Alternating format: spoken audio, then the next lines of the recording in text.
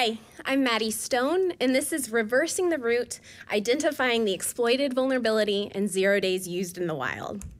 So as I said, my name is Maddie Stone, and I'm a security researcher on Google Project Zero, where I focus on 0 days used in the wild. So understanding them, analyzing, and seeing what we can learn and act based on them.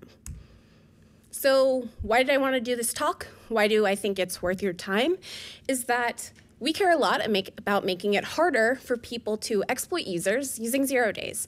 And so when 0 days exploits are detected in the wild, that's the failure case for these attackers. And so we need to learn as much as possible each time that happens.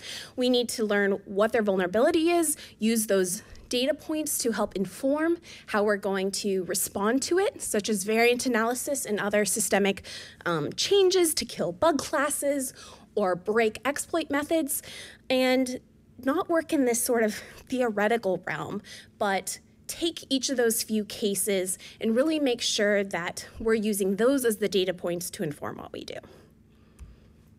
And so one of those big integral parts is doing a root cause analysis, because a lot of times when we hear about 0 days exploits, and whether that's a blog or news or things like that, or even just an advisory, they talk about maybe what the malware payload is, maybe what the threat actor behind it, the goals, but a lot of time they don't really get into the nitty-gritty of how did those attackers get that initial access to then go and do the bad thing. So us at Project Zero, we're really focusing on each time a 0 day is detected to perform a root cause analysis. And the goal of these root cause analysis comes down to figuring out what that vulnerability is, and in such depth that we can trigger it through a POC, because that really shows you know all the details and not just sort of the overarching summary. And then how did the attackers exploit it? Like, what was that exploit methodology? And those are the two big things of the foundations that then allow us to move on to act, have suggestions for where should we invest in research and different things like that. In this presentation, though, our focus is about that vulnerability. And more so than just giving you a presentation and a survey of what are those root cause vulnerabilities that have been used in the recent 0 day exploits, is that we want to talk about that process. Reverse engineer to reverse engineer. How can we become more efficient, come up with new ways to make sure we're more precise when we dig down into the information we have, whether it's the exploit or the patches or tips, to figure out what that vulnerability is. And then that allows us to make hypotheses and brainstorm to come up with our next steps and our actions based on the facts of the vulnerability. So just as a brief, I'm giving this 3 weeks before y'all are seeing this presentation. So all of these root causes should be published for your perusal. And so for each of the case studies, there is a root cause analysis we've already performed that include all of this detail, as well as the information about the exploit method and different hypotheses and brainstorms we have about those facts. And we also have others published. So you can go to our website to see the case studies covered here, as well as the others we've investigated. So to be very open and transparent with you, though, these are the takeaways I hope that you have, and how I pitched this talk to the review board is the first thing I hope that each of y'all, not in the room, but on your couches and your sweats, gain from this is, one, there's a lot of different ways to reverse engineer the vulnerability. We sometimes talk about the different processes as a monolith, where in actuality, there's a lot of creativity and a lot of different choices you can take to raise your likelihood for success, as well as use less resources, have to invest less time, skills, etc., to get to the answer. I also want to be frank that not every endeavor is successful. And so I'm presenting 2 case studies where I failed. I didn't quite get to the end. But I don't want those to be discouraging for anyone else who wants to get in this realm. We can use you. We need more brains working on these problems. And so each time we don't get to the end goal or have a success of identifying the root cause, we have a lot to learn from that we can then apply, if we're deliberate, to the next set to raise our probability of success. Lastly, sometimes there's a lot of resources describing what a technique is, but it doesn't get into the nitty-gritty of how it appears in practice. And I've heard sometimes it's hard for people to take those theoretical descriptions and apply them. So hopefully this talk will show you through 7 different case studies how not everything has to be the same and what are some of those differences that you can see when root causing one 0 day to another. And, you know, pandemic brain has gotten to us all, and I'm here recording this talk with no one in the room, so let's have a little fun with it. So, yo, I'm Maddie Stone. I got these 0 days, so let's talk about the ways that we get to the root so we can scream woot. And when we root cause that vuln, life won't be so dull. So hopefully this talk isn't dull. We have some fun talking about processes and how to be better reverse engineers. My goal is to start the conversation so I can learn from you. I can share what we at Project Zero are doing, and so let's get into it. First off, I want to make sure all of us are starting from the same foundations, understand what terms I'm using, so let's cover basics super quickly. The 4 categories of techniques I'm covering and sort of classes of techniques are 1, reversing the exploit sample. I think that's what most people think of when you say you're going to analyze a 0 day exploit, is you're going to load it into IDA or take the bytecode into another tool and start line by line statically reversing it. I want to show you some case studies of other ways that can appear. And that's the one that usually happens when you actually have that 0 day sample. However, there's a lot of cases when you don't have those samples.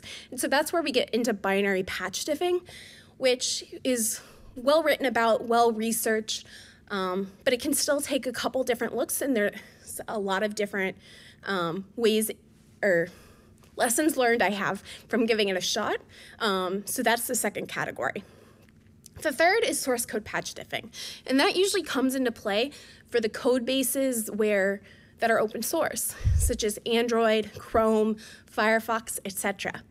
Or you may have privileged access as a vendor or a partner such that you can see the source code patches in the repos or the changelogs. So that's when you may use that technique instead.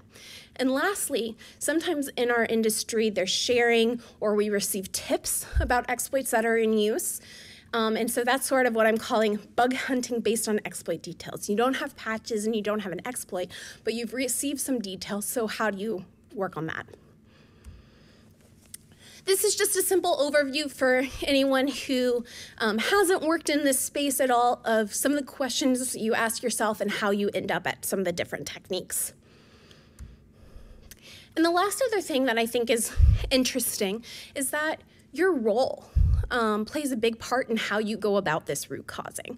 Sometimes you might be the person who discovered the exploit, and so your goals are largely get it patched from the vendor. So you may or may not decide to root cause, and you will also be regularly reflecting on how much of your time and resources should you invest. Because if you decide, oh, I have this exploit, I have this crash, and I don't want to report it until I have that root cause vulnerability and I'm super confident, then you're allowing time to continue without it being patched versus sending it to the vendor even if you don't understand exactly how it works. So in that case, you often have access to the exploit, but not necessarily the source code or that vendor developer expertise on whatever it's exploiting. Next, you're the vendor of you probably have the most access to details, whether that's experts who actually wrote the code that's being exploited. You have the source code. You likely have the exploit or the crash from the original discoverer because they reported it to you. And so you also can't really make that decision of, oh no, this took too long, deciding I'm not going to root cause it all the way. You're going to need to hopefully take it all the way to the end. And lastly, there's third party, which may be users or researchers who may see in the advisory, see a mention in a blog post that something has been exploited in the wild, and you likely have the least amount of information, and you also need to decide what your investment of how much time and energy you want to put into it. So I'm presenting 7 case studies here, and all done of root causes done by Project Zero. And Project Zero's role has gone through each of these three at different times. Sometimes we discover it, sometimes vendors ask to partner with us for our expertise to help them figure out patches or the root cause. And most often we're the third-party researchers who are trying to dig in and to learn as much as we can without being either of the two. So now let's get into the fun stuff of the case studies. So the first category we're going to go into is two different case studies of you have the exploit on hand and you want to root cause it. But it can take two very different looks.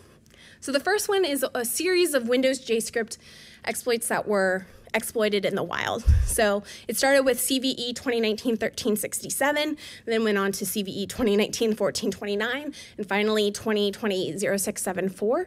And those are all trivial variants of each other. So all three of these were originally detected by Clement of the Google Threat Analysis Group. And Clement did some of the exploit analysis while Yvonne from Project Zero did the root causing of the bug. So here are the three Microsoft security advisories. And the first one, and their description for each of them is, a remote code execution vulnerability exists in the way that the scripting engine handles objects in memory in Internet Explorer. So Yvonne's ready to dig into this, figure out what the vulnerability these exploits are exploiting are. And I think one of the important things to remember is Yvonne has studied and written tooling extensively for JavaScript. He is not new to this platform. He has published a lot of research in the area. And when he looks at this, looks at the exploit sample, he doesn't decide to try to statically reverse it. Instead, he decides to run the exploit through a simple custom test case minimizer, which I thought was a really cool idea and why I wanted to include it here. So this is the main portion of the code from the exploit. And Yvonne's test case minimizer was simple in the fact that you put in the exploit, it ensures it crashes, and each time there's a crash, it removes a line of code. If the exploit no longer causes a crash once a line of code is removed, then that tells you that that was important for triggering the vulnerability. So the test case minimizer tells him that it's these lines of code that are responsible for triggering the vulnerability. And that's what those codes and format look like. So from that, Yvonne then annotated it for us as well as cleaned it up a little bit. So what the vulnerability was, when you take those two lines, is that down at the bottom, array.sort is called with a custom callback, that function f. And so we can see then the definition of function f. So the first thing it does is it creates a bunch of objects, otherwise known as JavaScript variables. And it then stores a reference to one of those objects or variables in the arguments array. And the key here is that the arguments array isn't tracked by garbage collector. So then in step 4, they delete all of the objects or the JavaScript variables and then call garbage collector so that all of those are reclaimed. And lastly, though, we still have the reference, though, to one of them in the arguments array, giving us the use after free. So that was a really cool idea, I thought, and it was super quick. But if Yvonne hadn't had all of this expertise in this bug class specifically, as well as tooling that he had already created for JavaScript, it probably would have taken him a lot longer. And so that expertise and experience already with setting up tooling for JavaScript definitely came in handy. The next case study we're going to cover is the iOS uncovered jailbreak. So we in Project Zero don't technically consider this a zero-day exploit that's used in the wild, but you still had to go through similar actions to root cause the vulnerability. And Brandon recently published a blog post on this, so I thought it was interesting. I'm going to cover some of the highlights that Brandon showed, which I thought were super interesting and thus wanting to share with y'all. So first, as one does, he took the exploit and opened it up in IDA with the intention of statically reversing. But he saw that it was heavily obfuscated, and Brandon was like, I think I can try something else. I can pivot. I don't need to commit to statically reversing yet. So instead, he decided to run it on a device. So Brandon has a lot of expertise in iOS kernel exploits. And so to him, he was like, Many memory corruption-based exploits have this critical section where the kernel state is corrupted. And so if the exploit doesn't continue and instead is stopped, then the system's unstable. So he had the idea, load the Uncover app onto the device and press stop in the middle of it. And that led him to a kernel crash. So he was right on target there. And the key here is that it was interesting, this kernel panic says there's a use after free in the calc.16 allocation zone of the kernel. So he wasn't fully trusting it quite yet, but was like, this is worth tracking down and seeing if there's anything there. So the next step was he wanted to determine if the vulnerability relies on reallocating a calc.16 allocation as if it's a use after free or something like that. So he wrote an app that continuously allocates and frees to that zone, because if it does, then it's messing up that reallocation and thus should break the exploit. And it did. As soon as the jailbreak button was pressed in the Uncover app, while the app that does the reallocating was running in the background, there was a kernel panic. But this didn't happen when Brandon changed his custom app to calc.32. So that's telling him then, yep, you're right on target. This exploit relies on a reallocation to the calc.16 area. So next, he analyzed the stack traces from those use after free caches, and he's symbolicated it, which I didn't know was a word, but I love it now that I do. And so once he symbolicated it, it looks super interesting. Brandon had recently completed a study of iOS exploits, and he, the LIO_list.io syscall immediately caught his attention, because from that survey, he looked into Lightspeed, and Lightspeed-based exploits were dependent on the vulnerable syscall of this LIO_list.io. So then he started to dig into how does this exploit run compared to the original Lightspeed exploit. They weren't exactly the same. But he went ahead and used Checkbrain and Pungo OS to patch that syscall in the kernel cache. And that was then how he was able to determine that the exploit methodology had changed, but Apple had actually reintroduced the original Lightspeed bug into the back into iOS. And so that's how he root caused the vulnerability. So a few takeaways is with the exploit sample, Brandon did this, identified the vulnerability within 4 hours and a POC or proof of concept within 10. But his expertise in kernel exploits, I would think, definitely played a role, as well as recently studying previous exploits. So because of that, he was able to quickly identify the similarities with list.io, or similarities with Lightspeed. And I think that's an important reason for us to continually publishing and looking back at historical zero-day exploit data. I think it's also important to highlight he didn't pause or see any reason not to pivot and switch to dynamic reversing when he saw the exploit was obfuscated, and thus static reversing might not be as reliable or as quick. And then one other line that was in his blog post that I thought was super interesting and wanted to call out, even though it didn't work in this case, is Brandon used his knowledge that iOS exploits often use mock ports for their exploitation. And so he wrote an app that was churning the IPC ports zone. And when the Uncover exploit still worked, while that app that was churning IPC ports was running, it suggested that the exploit used a different exploitation method that didn't rely on heap grooming of the mock port allocations. So I thought that was a super interesting, if you're looking at iOS, a good way that he used his knowledge to then try and apply to figure out what a root cause was. So that was what you do when you reverse the exploit and you have the exploit sample on hand. Now let's get into binary patch diffing. So these talks were cut down from once Black Hat went remote. So this is going to be a super quick section. Both of the case studies have been talked about and blogged about, as well as binary patch diffing has been talked about a lot. So instead, I want to answer some questions of process that haven't been answered elsewhere. So the first case study is the WhatsApp vuln from last summer that was allegedly used by NSO. and Facebook's advisory for it said it's a buffer overflow vulnerability in the WhatsApp VoIP stack, which allowed RCE via a series of RTCP packets. So I did a full talk on my binary patch diffing process for this vulnerability. So there's the video and slides if you want to get more in detail.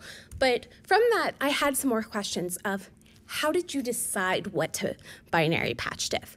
So to take a step back and cover that is when you have a mobile app, you need to make the decision, is it iOS or Android?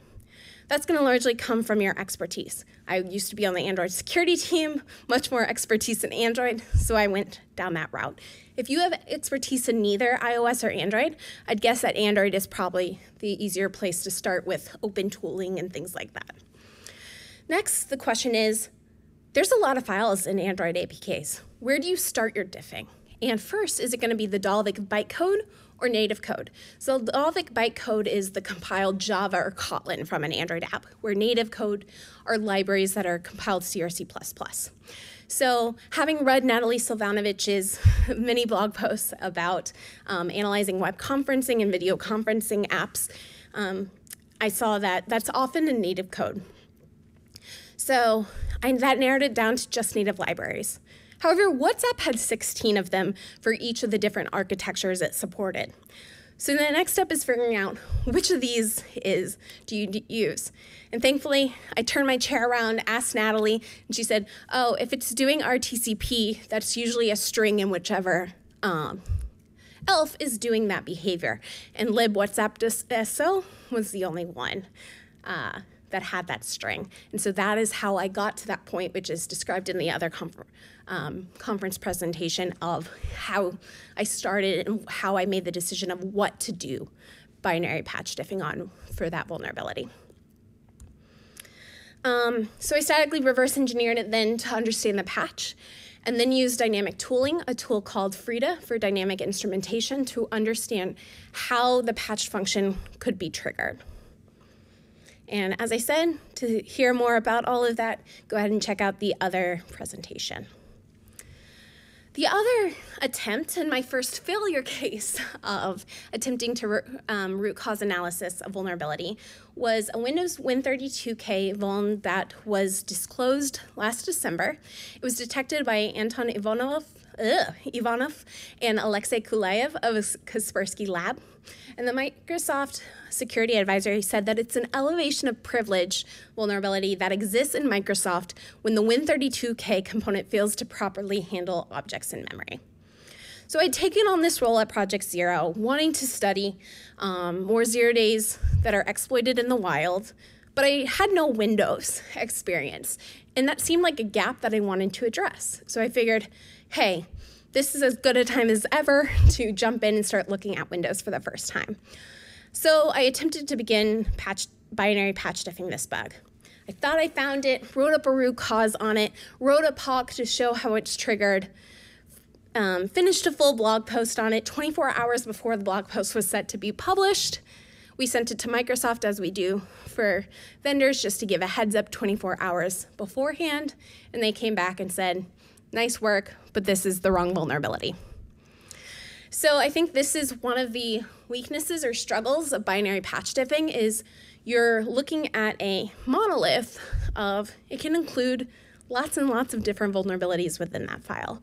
And it came down to, I made a wrong assumption as I was getting ready to patch diff of, I had updated this Windows 7 VM, and once I got to September, the only other option the Windows Update gave me was to update to December, when the vulnerability was patched. And despite all my maneuvering in the Windows Update GUI, I couldn't get it to offer me an October or November patch. So I falsely or incorrectly assumed maybe they just weren't those. It's an old piece of software, maybe they don't do monthly. So I patch diffed September to December, and it just so happened there ended up to be a vulnerability that matched all the details I knew about the exploit, but it was actually patched in October and thus not the correct vulnerability. So to hear more about that full process I did of getting up to speed on patch diffing on Windows, as well as what happened and what went wrong, feel free to check out the blog post. But I also think this is a great case because Piotr Florczyk got it right. And so he also documented his process and showed how he got to the correct end result. So some conclusions on binary patch diffing as a whole. It's generally the most time-consuming of all the methods, but it's also one of the most documented, and there's a lot of tooling that's gone into it and research gone into it. So that's cool and interesting. This is one that usually only needs to be done if you're playing the role of third parties, not as much vendors or detectors. But I do think it has the highest likelihood of getting it wrong and sometimes not even realizing you got it wrong. Like in my case where I ended up reversing the wrong vulnerability. And so I think that's something to keep in mind of what's your goals and constantly evaluating against the amount of investment and resources it takes. So the next category is source code patch diffing. So this will happen, as I said, much more often when you're looking at vulnerabilities or exploits targeting open source software. So in this case, this is Firefox. It was actually disclosed in January of 2020, even though it has a 2019 CVE. And it was detected by Chihu. Samuel Gross from our team analyzed it. The Mozilla Bug Security Report is now public and de-restricted, but when Samuel completed his process, it was not. So he's going through the process of of looking at the patch CL and only having the information that was in the Mozilla Security Advisory where they said it's an incorrect alias information in IonMonkey JIT compiler for setting array elements that could lead to a type confusion. So 2 files were changed in this patch. The first one being aliasanalysis.cpp. And so what we see in this file is that there's this giant switch case statement, and they're moving the store element hole and the fallible store element operations from one section of the case to another. Okay, so we're looking at store element hole and fallible store element. The other change is much more informative. So it's in mir.h, which is intermediate representation. I think the MI might have gotten wrong. But you get the gist. And so we see that they're actually only doing deletions. And so the vulnerability is within the alias information. And this alias information describes any side effects a JIT operation can have.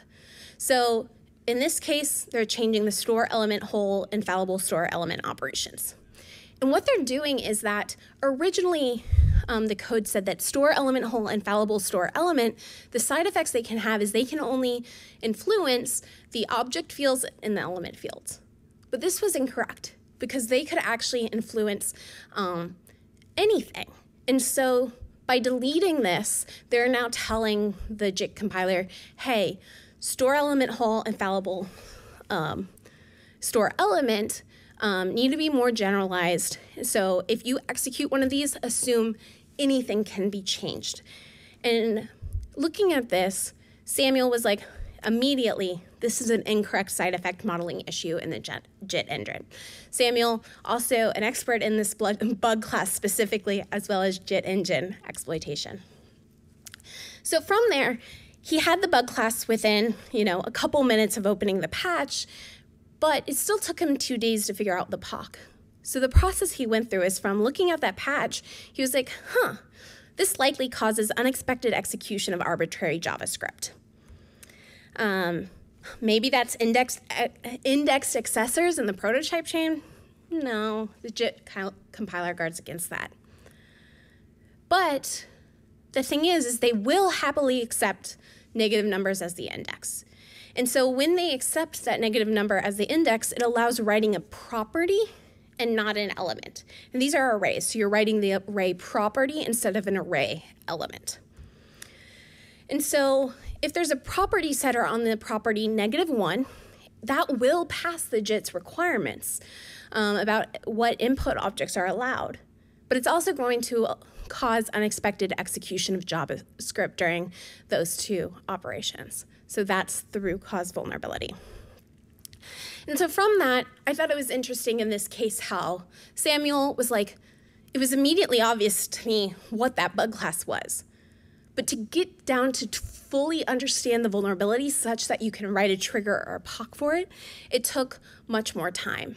And so that keeps us thinking of, would someone with minimal or no experience have been able to figure it out as well? I think that experience probably was pretty critical. The second case study here is another Firefox bug, because I thought it would be interesting to do a tale of two Firefoxes and compare them.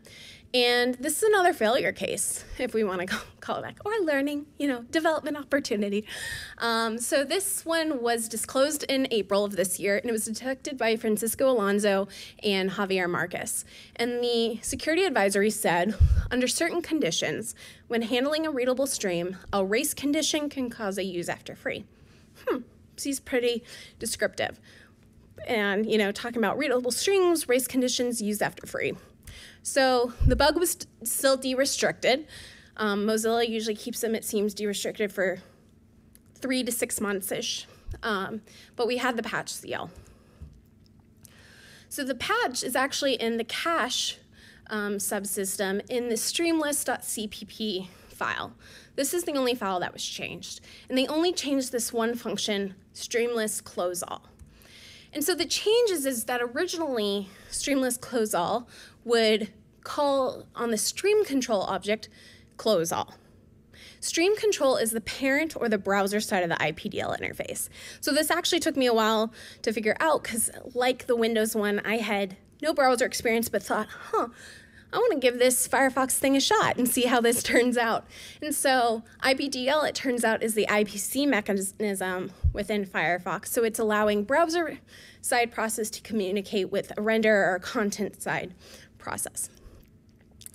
So what they're doing is instead of just calling close all, they're first setting that stream control pointer to null and then calling the stream control close all and then calling shutdown.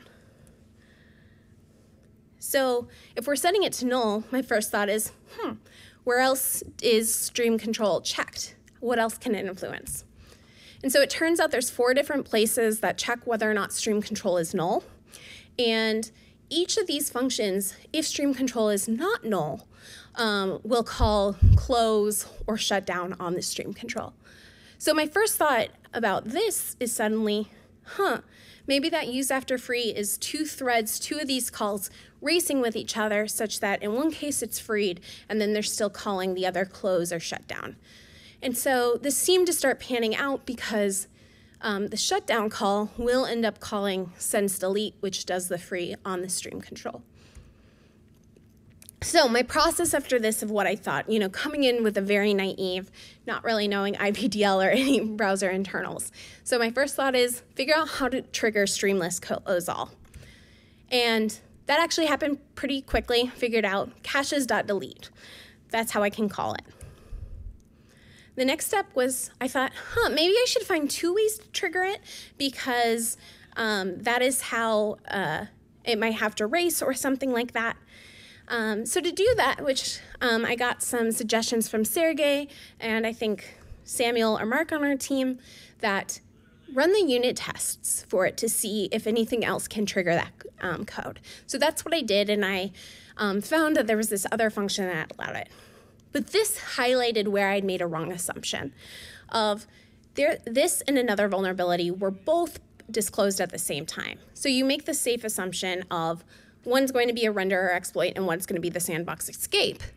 I had, for some reason, I don't know that I made the conscious decision, but I'd been operating as if this was the render or exploit. But you couldn't call clear storages for principal from an unprivileged, renderer. And that's when I realized that no, streamless close all is on the browser side, and so this is actually the sandbox escape, and the other one was the render exploit. So now we can operate as if we have a compromised renderer, and that's how we're triggering this vulnerability. So the next step I thought was, so now let's try and do this from 2 different threads if there's a race condition going on. But I can never get that. And it makes sense now that I understand more about IPDL, of that there's only one parent side of that interface. But with all of my tests, I could only get the calls queued, not in a place where they race with each other. And at that point, I decide it's time for me to move on. I had a look at what was the return on investment when I knew the bug would be de-restricted at some point, and the reporters of the exploit had also said they'd write a blog post. So that's where I decided to pause, call it, and I actually started more research on IPDL because I thought this would be interesting to learn more about. Fast forward, I had spent more time learning IPDL internals, and the bug is de-restricted, and it realized I got it wrong. This didn't need to be the process. It's not actually a race condition of trying to get two of those calls to race with each other from different threads. Instead, there's a recursion happening that allows for the use after free. So I'd made an incorrect assumption that led to me going down a process that of course was going to have me spin my wheels. And so some closing thoughts of, nope, I didn't figure out the root cause vulnerability in a timely way. I ran into a couple of hurdles of assuming it was a render exploit and not the sandbox escape, as well as getting stuck in IPDL internals and trusting the term race condition. But it's also promising of that as soon as the bug report was de-restricted, it was really obvious to me exactly what the vulnerability was, which means likely more prepared in the future. And so I hope no one gets discouraged if you have failures early on but want to get into the stuff of just keep going, just keep working. It's a normal part of the process. And a few more source code patch diffing conclusions as I'm getting tight on time of more likelihood of getting correct than binary patch diffing due to it only being one fix at a time. But I think something we have to remember is that in order to do source code patch diffing effectively, we do really rely on transparency from vendors. I know vendors don't do transparency exactly to prevent source code patch diffing, but we need to remember that in those cases, the attackers still know what the vulnerability is. So they are operating with more knowledge about what went on in the security issues than us as the defenders. So hopefully vendors will continue to be transparent that this is a security fix or this fix in our repos was for this bug, for example. So lastly, super quickly, sometimes you get tips about an exploit, and that happened for me on the Android binder bug that I reported and was disclosed last fall. So how it started, I received a scripted list of characteristics about the exploit. I go into this in full details about the process, what happened, if you want to know why all that stuff in the blog post as well as an offensive presentation. But what I wanted to highlight is, so I got these details, what do you do with it? Because this isn't something that never happens in our industry. It actually happens a fair amount for people, but it can seem very intimidating to be, where do I start? So first, I combed through changelogs and patches because that was one of the big things, and the focus was, how do I break this down and use programmatic efforts to really narrow down the area I need to search for. So for me, that was what's in Pixel 3 but not Pixel 2, as well as using the Linux kernel mailing list to look for any patches that affected listat or listdel due to the information in the description about config debug list. And so one thing that haven't talked about as much is that I had originally thought I found the bug, but once I got into finally comparing it to all the details, it didn't match a single one of those. It didn't match one of those details, it matched all the rest. And the other thing is, sure, maybe things had changed since the detail list had come out, but it also seemed very complex to exploit when you could likely find an easier bug to exploit. And so it just didn't feel right. But getting one more detail allowed me to find it within, I think it was 1 or 2 working days. And so using that information to identify exactly what the vulnerability was with extremely high level of confidence, nothing else matched, can just make a difference. And so some of the biggest thing I would like to highlight here is that when we're talking about role and we're talking about investment is that oftentimes if you receive these details about the exploit, it means that it is still actively being exploited with no one knows what the patch is, no patch has been deployed. And so there is a much bigger return on that investment of really going in because otherwise it's going to continue to be exploited without being fixed. So I hope we all try and do that, as well as continue to build tooling that allows some of those details to be searchable programmatically rather than having to be manual. Whew, that was a whirlwind, but my conclusion for you is that, one, I think there's a lot of innovation happening in this process that we can share with each other, even though we tend to talk about it as reverse engineering as a monolith. But I thought it was really cool, the test case minimizer, forcing crash while running, etc. So I hope we all continue to share the different techniques we use with each other. And I would also say something that's been a struggle for me is making sure I challenge any assumptions that come from descriptions, whether that's people's blog posts or an advisory, is not taking that as sort of the word, but really thinking about, because a lot of the terms of art we use can mean slightly different things to different people. But lastly, the biggest guarantor for success is in in-depth knowledge of the target and exploit dev.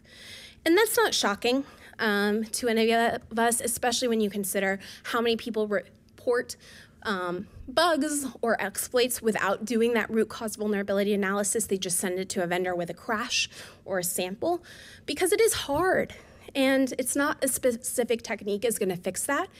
But the cool thing is we can all grow experience. We can work on growing our red team exploit dev knowledge. We can work on really digging into a single platform.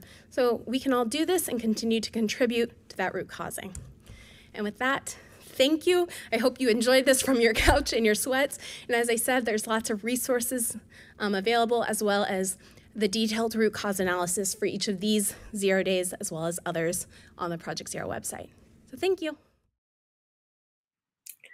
Hello. Thank you all for coming. I've been told that I did a very long talk, so we don't really have any time for questions, but I appreciate y'all tuning in. Feel free to contact me on Twitter, or my email is maddiestone@google if you want to talk more about this, as well as I'll get the slides up and lots of resources, and I'll stay on chat for a little bit longer. So thanks again.